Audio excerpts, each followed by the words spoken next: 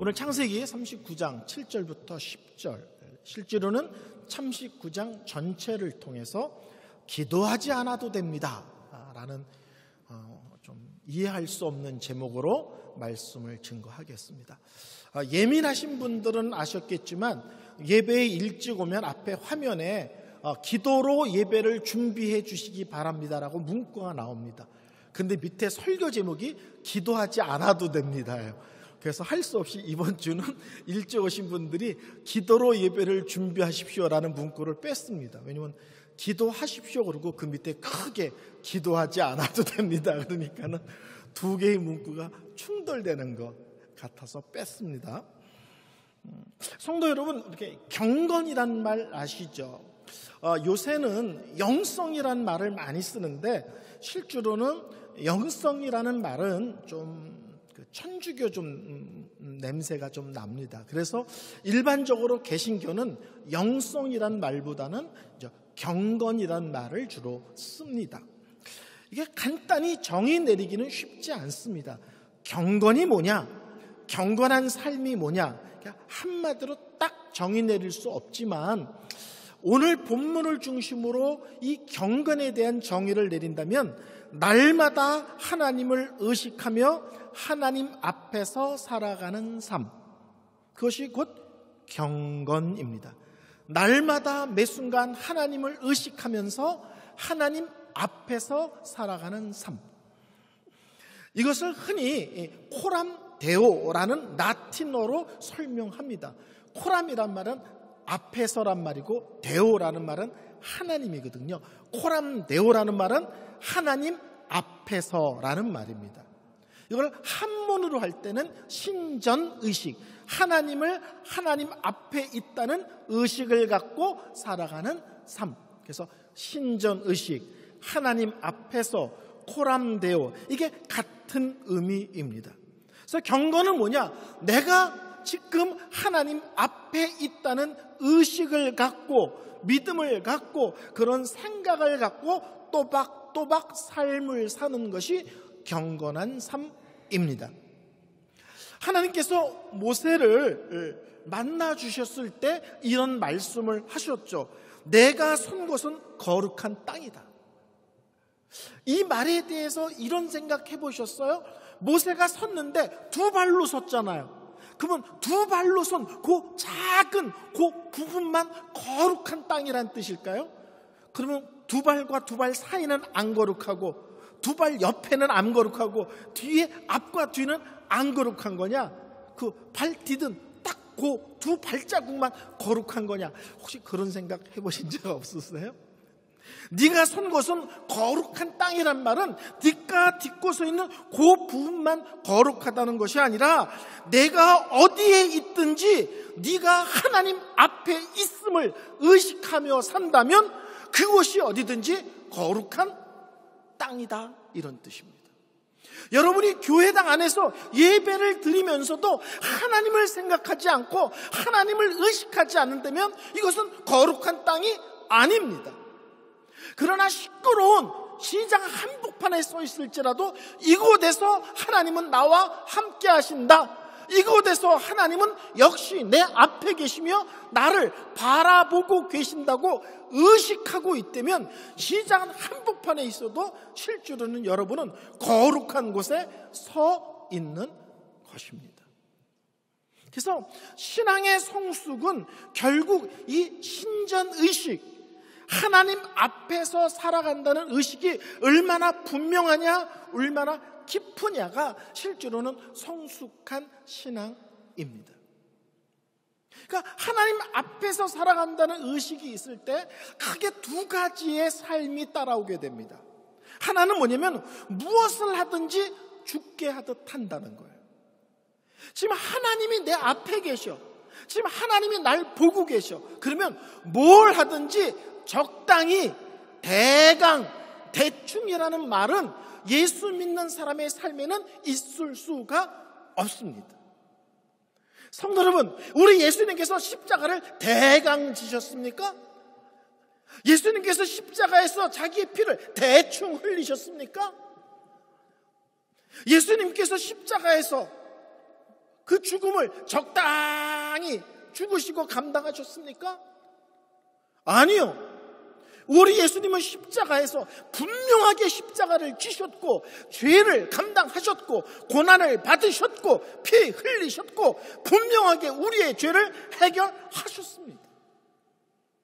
이 땅에서 예수님은 절대로 적당히 대강 살지 않았습니다.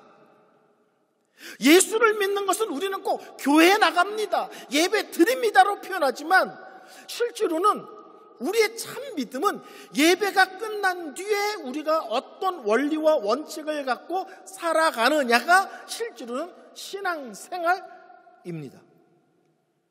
그래서 우리가 하나님을 항상 의식하며 산다면 우리의 삶이 어떤 것이든지 하나님 앞에 계신다, 하나님이 보고 계신다는 것 때문에 적당히 대충 하지 않습니다. 골로새서 3장 22절부터 23절에 이런 놀라운 말씀이 있어요. 사람을 기쁘게 하는 자와 같이 눈가림만 하지 말고 오직 주를 두려워하여 성실한 마음으로 하라. 무슨 일을 하든지 마음을 다하여 주께 하듯 하고 사람에게 하듯 하지 말라. 어떤 일을 하는데 사람 기쁘게 하고 사람 눈에만 들으면 된다는 정도로 일하지 말라. 무엇을 하든지 성실하게 하고 하나님을 두려워하는 마음으로 하고 무엇보다도 하나님께 하듯 하라 입니다. 우린 자꾸 신앙생활을 교회 안에서의 내용으로 자꾸 좁히고 있습니다. 우리가 주일 예배를 잘 들어서 뭐 하려고요? 은혜 받아서 뭐 하려고요? 말씀을 열심히 듣고 배워서 뭐 하려고요? 결국은 세상 한복판에서 믿음의 원리로 살아내기 위한 거예요. 살아내기 위한 것. 그러니까 예배 드렸다 끝났다, 기도했다 끝났다, 성경 공부했다 끝났다, 기도했다가 끝났다가 아니라 이 사람이 정말 기도를 잘했는지는 예수님의 이름으로 기도합니다, 아멘 한 다음에 기도했던 내용을 갖고 살려고 몸부림치고 있는가? 하나님 말씀을 열심히 듣고 배웠어. 그것으로 믿음이 좋은 것이 아니라 듣고 배웠으면 말씀의 원리대로 살려고 삶의 현장에서 치열한 싸움을 싸워야 믿음이 좋은 것입니다. 오늘 성경에 보면 참 재미있어요. 요셉이 보디발의 집에 노예로 팔려갔잖아요. 근데 거기 말하면 보디발이 다 맡겼대. 자기 먹는 음식, 옛날에는 음식에 독을 붓고 여러 가니까 음식이 좀 문제가 돼. 음식, 자기 아내, 이런 특별한 한두 가지 빼고는 다 맡겼고, 그 다음에 감옥에 갇혔어요. 근데 감옥에 갇혔는데 거기도 다 맡겼어, 간수들이. 다 맡겼어. 그러면 요셉한테 맡긴 거는 다시 들여다보지 않는다는 거야. 요셉한테 맡겼으면 무조건 된 거야. 요셉한테 맡겨서 쟤는 분명하게 해. 우리는 항상 어디로만 가냐면 하나님을 열심히 문뒀더니 노예였는데 어느 날 눈을 떠봤더니 그 집의 주인이 되어 있었다. 꼭 이런 식의 역사가 일어나야만 믿음이 세다고 생각하는데 그렇지 않습니다. 노예로 팔린 요셉이 열심히 기도했더니 어느 날 자기가 주인이 되고 보디발이 노예가 돼 있다. 이렇게 삶이 변하지는 않죠.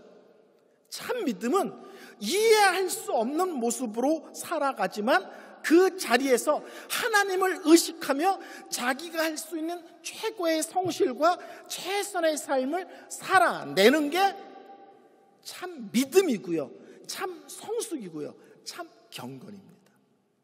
우리는 항상 문제를 해결해 주시옵소서로 하나님을 자꾸 동원하는 데 익숙해요.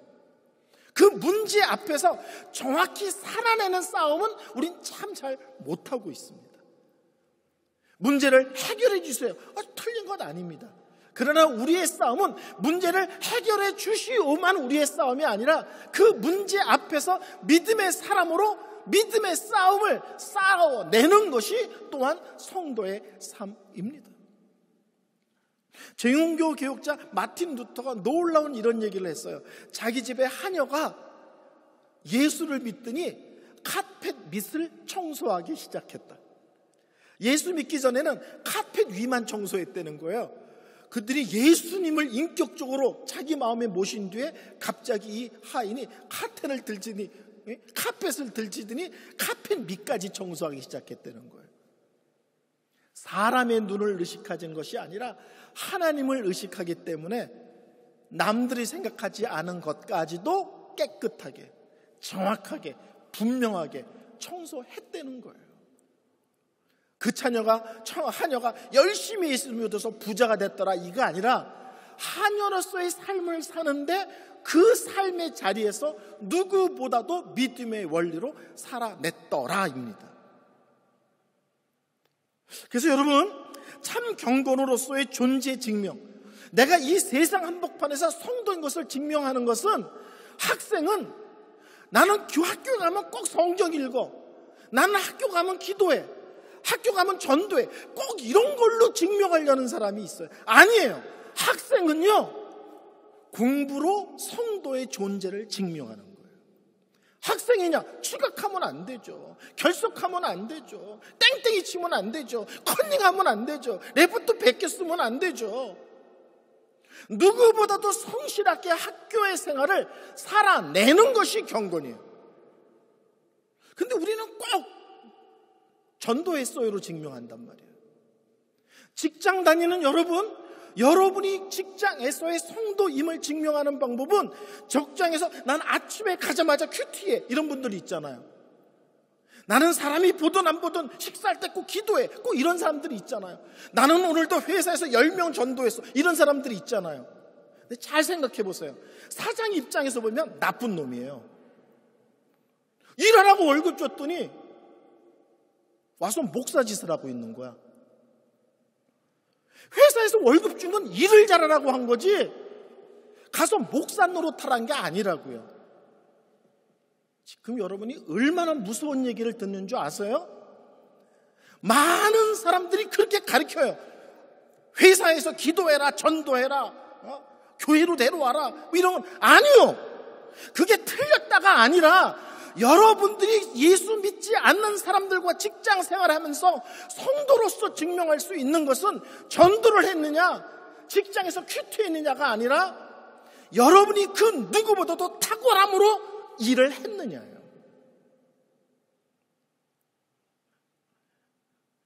제가 다니던 교회 청년이 있는데 유명한 한국의 기독교 회사에 다녀요. 근데 자기네 회사에서 예배를 드리는데, 예배 드릴 때 맨 앞에서 손 들고 찬양하는 애가 있다는 거야. 자기 직장 동료가. 근데 걔가 매일 가보내달라고 그러고, 뻑하면 땡땡이 치고, 업무 빵꾸 내고, 전 직원이 막 골머리를 썩는다는 거예요. 근데 예배 시간만 되면 맨 앞에서 이러고 있다는 거예요. 막 성도들이 막, 안 믿는 사람들이 막 그런 거 있죠. 소름. 왕짜증. 그러니까 우리는 세상 한복판에서 자꾸 뭘로 증명하냐면, 쉽게 말하면 그 쿠담 한 거리에 사거리에 서서 이렇게 성경 읽으면 경건한 줄 안다는 거야. 경건한 이렇게. 아니에요. 식당에 들어가서 일하시는 분들에게 갑질하지 않는 게 경건이에요. 그 사람들에게 무례에 대응하지 않고, 함부로 말하지 않고, 팁 쪼잔하게 주지 않고. 이해가 되시겠어요? 기도하지 말아라, 이 뜻이 아니라 우리는 언제나 그것으로만 설명하려고 그런다는 거예요. 하나님이 어디에나 계시다면 참 경건은 어디에 있든지 나는 하나님 앞에 있다라고 생각하는 거예요. 밥을 먹을 때 뭐가 경건이에요? 기도했느냐? 중요하죠. 그렇지만 쓰냐, 다냐, 짜냐, 징징거리고 투정하고 그런 게 아니라, 하나님 앞에 기도하고 식사를 시작했으면 언제든지 식사는 전투적으로 해야 되는 거예요. 돌격 앞으로. 왜요? 식사 시간의 거룩은 기도했느냐로 끝나지 않고 정말 감사하게 먹느냐 싸움이잖아요.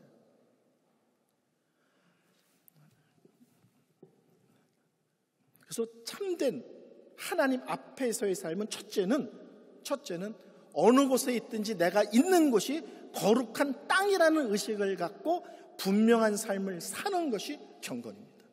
지금은 예배 시간입니다. 예배에 집중하고 최선을 다하는 게 경건이고요. 저는 설교자입니다. 그러면 설교에 최선을 다하는 게 경건한 거예요. 두 번째는 이 신전의식, 코람데오라는 믿음은 또 하나가 나타나는데 그것은 죄에 대한 단호함과 분명함입니다. 하나님 앞에 있다, 하나님이 보신다라는 생각을 하기 때문에 죄에 대해서 적당하게 움직이지 않습니다. 오늘 보디발의 아내에 이런 얘기가 나옵니다. 6절 하반절에 이렇게 얘기가 끝나요. 요셉이 잘생겼더라. 이걸로 끝나요. 근데 말이 좀 이렇게 했죠. 요셉은 용모가 빼어나며 아름다웠더라. 이렇게 표현해요. 제가 참 많이 들었던 표현들입니다. 언제나 여러분이 비웃는다는 걸 알면서, 근데 이런 사람에게 7절에 보디발의 아내가 어떻게 하냐면 7절에 뭐라고요? 눈짓을 자꾸 한다는 거예요. 여자가 이제 눈으로 자꾸 이제 신호를 주고 유혹을 하는 거죠. 그 다음에 이제 구체적으로 자기와 잠자리 하기를 요구하기 시작했다는 거예요. 근데 10절에 보면 놀라운 말이 납니다.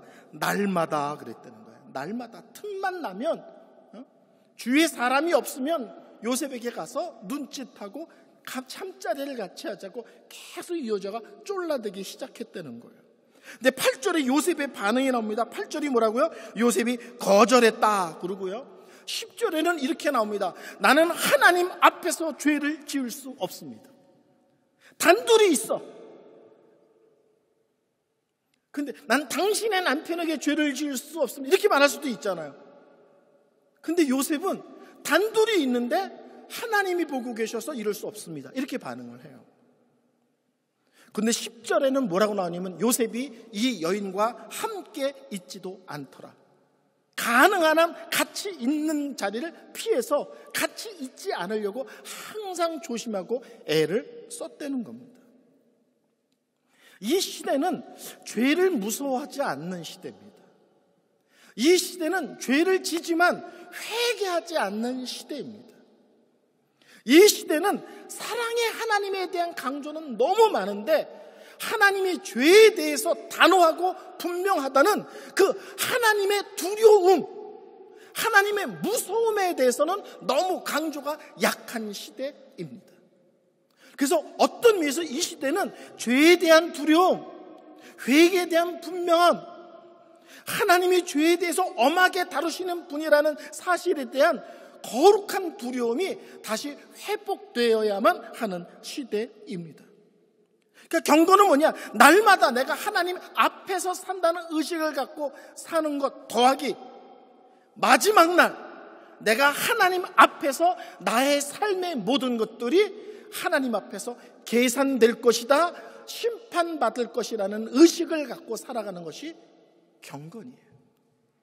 이 땅에서 날마다 나는 하나님 앞에서 살아간다는 의식 더하기 마지막 날 내 삶 전체가 하나님 앞에서 심판될 것이다, 계산될 날이 있을 것이다, 그리고 나는 하나님 앞에 분명히 설 날이 있을 것이다.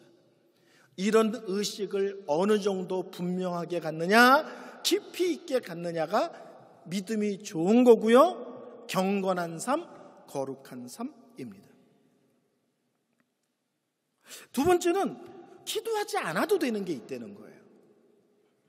저는 개인적으로 가장 큰 영향을 받은 분이 두 분이 있는데 그 중에 한 분이 20세기의 설교를 가장 잘한다는 로이드 존스라는 그 영국 목사님이십니다. 제가 이분 책을 고등학교 때부터 정말 오랜 기간 매일 읽었습니다. 정말 매일. 근데 하루는 읽는데 제목이 기도하지 않아도 되는 것, 이런 것이 있는 거예요. 그래서 깜짝 놀랐어요. 이 목사님이 제정신이 아닌가? 기도하지 않아도 되는 게 있다니 이게 뭔 말인가? 여러분 아시죠? 데살로니가전서 5장 10절에 쉬지 말고 기도하라, 쉬지 말고 기도하라고 하나님 말씀하셨는데 이 목사님의 설교 제목이 기도하지 않아도 되는 게 있다는 거예요. 성경에서는요, 우리에게 영적인 원수가 세 가지가 있다는 거예요. 믿음 생활을 제대로 하려 하는데 계속 우리를 흔들며 넘어뜨리려는 것이 세 가지인데, 하나는 세상, 여기서 세상은 산, 강, 건물 이런 것이 아니라 이 시대를 좌우하는 어떤 정신, 흐름, 유행 이런 거예요. 예를 들어서 돈이 최고야. 이게 세상의 원리죠. 그렇죠? 돈만 있으면 다 해결돼. 이 세상 원리거든요. 이뻐야 돼. 이것도 세상 원리예요. 모든 것을 외모로서 가치관을 판단하는 것, 이런 것도 세상입니다. 세상이라는 것은 눈에 보이는 건물이 아니라 지금 이 시대의 사람들의 마음을 뺏고 있는 것이 뭐냐? 그렇죠? 하나님 없이도 잘 살 수 있어. 이게 세상의 원리예요. 근데 성경은 세상을 이기는 것은 이것이니 곧 믿음이니라. 하나님 없이도 얼마든지 잘 먹고 잘 살 수 있다는 이 세상 원리에 대해서 이길 수 있는 답이 뭐냐면 우리는 오직 하나님을 믿어야만 살 수 있다는 것이 승리의 방법이라는 거예요. 근데 또 하나 우리의 영적인 원수가 있는데 그것은 마귀예요. 근데 마귀를 싸워서 이기는 방법은 맞서 싸우라는 거예요. 제가 나중에 이제 에베소서 설교할 때 구체적으로 설명하겠지만, 그래서 야고보서 4장 7절에 이렇게 말합니다. 마귀를 대적하라. 그러면 너희를 피하리라. 성경은요, 마귀가 우리보다 훨씬 센데도 불구하고 우리 보고 마귀를 공격하고 대적하고 맞서 싸우라는 거예요. 신기하죠? 왜 그래요? 예수님이 나와 함께 하시잖아요.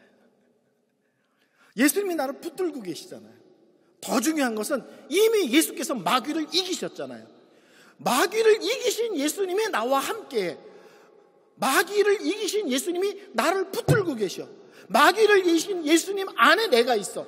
그러면 마귀는 나를 못 이긴다는 거예요. 나는 연약하지만 예수님이 나와 함께 하기 때문에 내가 마귀를 이길 수 있다는 거예요. 3살 아이가 놀이터에 가서 7살한테 한 대 맞았어. 아빠 왜? 놀이터가 왜? 아빠 놀이터가. 그래서 놀이터를 끌려갔어. 3살짜리 때. 그때 3살짜리가 갑자기 7살한테 가서 이씨 갑자기 7살짜리가 어떻게 돼요? 왜 그래? 아버지가 뒤에 서 있으니까 3살짜리가 때리려고 그러니까 7살짜리가 갑자기 왜 그래? 그러지 마. 3살짜리 보고 움츠러든 게 아니라 뒤에 서 계신 걔네 아버지 보고 꼼짝 못하는 거예요. 그래서 성경은 마귀를 만나면 맞서 싸우라, 대적하라, 공격하라, 이길 수 있다 이렇게 얘기하는 거예요. 내가 이길 수 있는 게 아니라 예수 안에 있고 예수와 함께 있기 때문에 이길 수 있다. 근데 3번째는요, 육체의 정욕이에요. 육체의 정욕은 되게 포괄적 개념입니다. 근데 사도 바울은 젊은 목회자인 디모데에게 뭐라고 하냐면 청년의 정욕을 피하고, 이게 육체의 정욕은 되게 포괄적 내용인데 그 중에 하나가 성적인 그런 충동, 욕구, 유혹입니다. 근데 거기에 대해서는 뭐라고 답을 하냐면 도망가라 이렇게 대답을 해요. 피하라. 36개 주랭랑을 쳐라 이렇게 나온다는 거예요. 보디발의 아내가 드디어 눈짓을 하고 유혹을 하고 날마다 쪼르는데 어느 날 집에 사람이 없어. 단둘이 있게 된 거야. 그자 요셉의 옷을 잡기 시작했습니다. 근데 11절부터 13절 보면 요셉이 보디발의 아내가 자기 겉옷을 잡자 옷을 벗어던지고 도망쳐버리고 나옵니다. 도망쳐라, 피해라, 36개 주랭랑을 쳐라. 기도하지 말라는 거예요. 보디발의 아내가 옷을 벗기고 있어. 기도하면 안 돼요? 하나님, 단추가 풀어지지 않게 하여 주시옵소서. 하나님, 자꾸 안 됩니다. 하나님, 혁대 풀려지면 안 됩니다. 주여, 풀려지지 않게 없어. 이런 거 아니에요.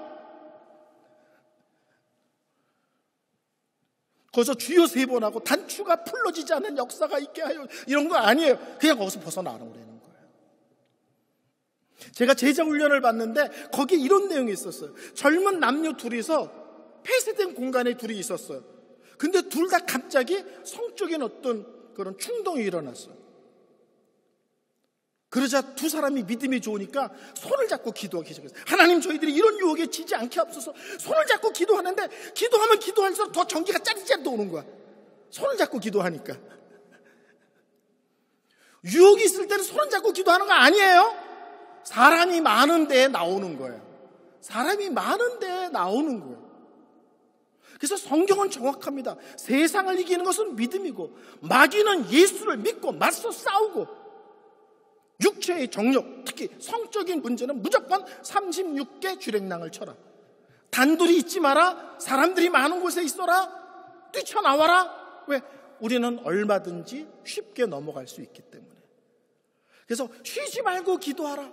우리의 모든 문제를 기도하라라고 말하는데 성경에 딱 하지, 성적인 유혹은 기도하는 것이 아니라 뛰쳐나오는 거다. 도망치는 거다. 함께 있지 않는 거다. 피하는 거다. 특히 청년들, 손잡고 기도하지 마세요. 전기가 더 와. 그때는 문을 열고 나오는 것입니다. 설교를 결론 내리겠습니다. 요셉이 노예로 팔렸고 종살이를 하고 감옥살이를 한다는 것은 그의 인생이 가장 더 이상 내려갈 수 없는 밑바닥으로 내려갔다는 거예요.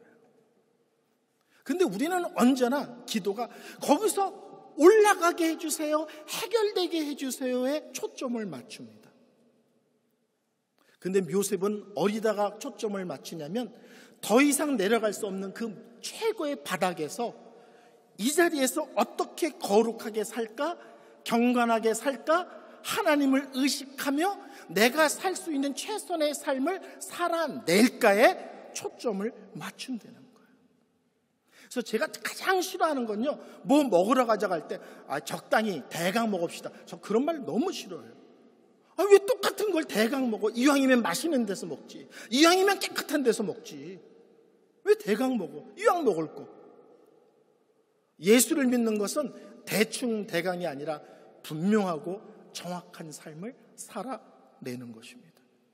이번 한 주 성도 여러분, 어느 것에 있든지 거룩의 싸움, 경건의 싸움을 잘 싸우시기를 바랍니다. 내가 있는 곳에 하나님을 의식한다면 그곳이 거룩한 땅인 것을 기억하여 거기서 분명한 믿음의 삶의 내용들을, 내가 지금 처한 자리가 어떤 것이든지 그 싸움을 정확하게 싸워내는 것이 하나님이 우리에게 요구하시는 믿음의 싸움인 것을 놓치시지 않으시기를 바랍니다. 찬양 드리겠습니다.